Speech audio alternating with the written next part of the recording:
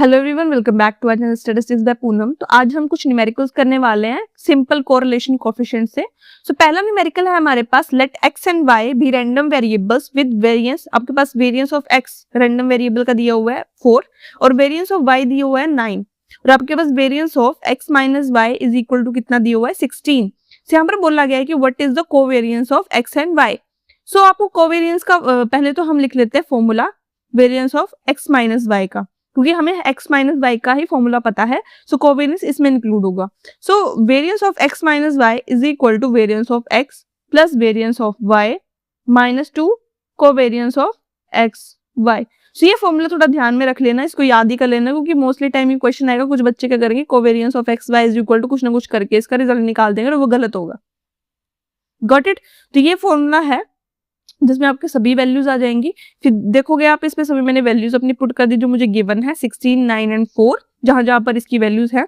Then मेरे पास बच गया 3 is equal to -2 covariance of x y, जिसको अगर मैं -2 यहाँ पे लेगी दूसरी साइड तो ये मेरा बन गया -3/2। तो ये था मेरा कोवेरिएंस का result which is -3/2।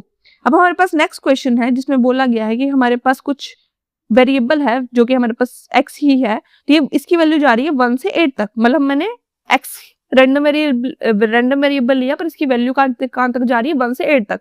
B IID मतलब वही पता ना आपको, independent and identically distributed. Got it. जिसमें हमें नॉर्मल डिस्ट्रीब्यूशन दी गई है, जिसमें हमारा मीन जो है वो 0 है और हमारी स्टैंडर्ड डेविएशन वो क्या है सिग्मा स्क्वायर। सॉरी, वेरिएंस क्या है हमारा सिग्मा स्क्वायर ही दिया हुआ है। सो रैंडम वेरिएबल फर्दर हमें बोला गया है कि हमारे पास u है जिसको हम बोल रहे हैं x1 प्लस x2 और एक v बोला गया है जिसमें सारी वैल्यूज आ रही हैं फ्रॉम x1 प्लस x2 जिनको हमने सम करके इस समेशन में लिखा हुआ है। और ये क्वेश्चन आया हुआ है हमारा IIT JAM master in statistics में 2012 में। अब हमें क्वेश्चन पुट किया गया है तो correlation coefficient between u and v, हमें कोरिलेशन कोएफिशिएंट फाइंड आउट करना है। सो इसके लिए कुछ ऑप्शंस भी दिए हुए हैं, लेट्स फाइंड आउट कि इसमें से कौन सी करेक्ट ऑप्शन है।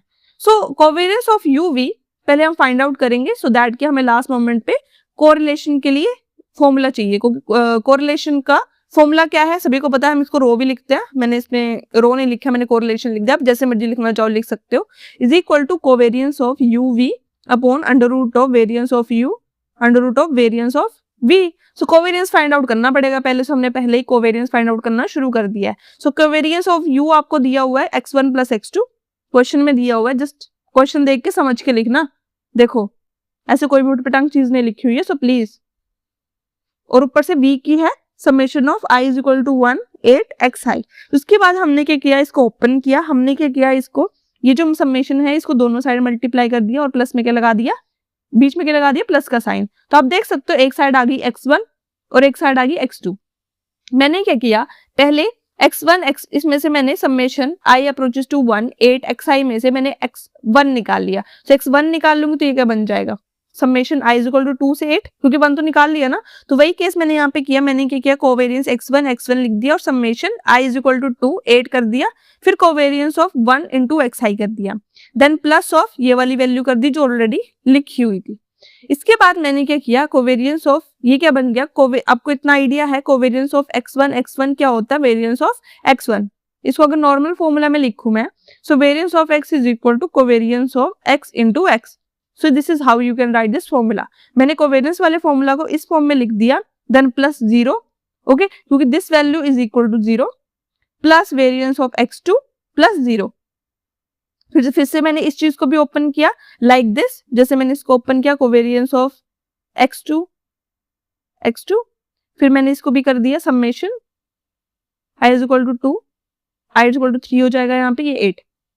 Got it. तो ये मेरे पास आगे वेरिएंस ऑफ 1 एंड 2। अब आपको बताया था कि एक्स साइज क्या है हमारे इंडिपेंडेंट, क्वेश्चंस में ऑटोमेटिकली दिया हुआ है कि आपके क्या है आईआईडीज हैं, तो मतलब ये क्या है आइडेंटिकली एंड इंडिपेंडेंट। समझ रहे हो। इसको करने के बाद हमारे पास वेरिएंस क्या होता है सिग्मा स्क्वायर। तो यहाँ पर 2 बार सिग्मा स्क्वायर आ गया, तो ये क्या आ गया 2 सिग्मा स्क्वायर, ये वाला भी दिया हुआ है ऑलरेडी। तो इसको करने के बाद मेरे पास क्या आ गया वेरिएंस ऑफ v u क्या है 2 सिग्मा स्क्वायर। समझ आया, वेरिएंस ऑफ आ गया 2 सिग्मा स्क्वायर और वेरिएंस ऑफ v क्या है 8 सिग्मा स्क्वायर, क्योंकि आपने क्वेश्चन में देखा था कि हमारे पास कितने थे टोटल 8 और इसमें कितने थे 2। So 2 sigma square and 8 sigma square आ गए, बस डायरेक्टली क्वेश्चन आ गया। अब इसके बाद हमने इसमें वैल्यूज पुट करी, लास्ट में हमारे पास रिजल्ट क्या आ गया 1/2। तो हमारे पास जो एट लास्ट जो क्वेश्चन जो है उसमें से हमारा राइट ऑप्शन है ऑप्शन नंबर डी। सो ये था हमारा आज की कुछ न्यूमेरिकल्स, इंपॉर्टेंट न्यूमेरिकल्स है related to simple correlation coefficient. अगर किसी को डाउट होता है प्लीज कमेंट सेक्शन में पूछ लेना। तब तक हम मिलते हैं नेक्स्ट वीडियो में। Bye bye and have a nice day.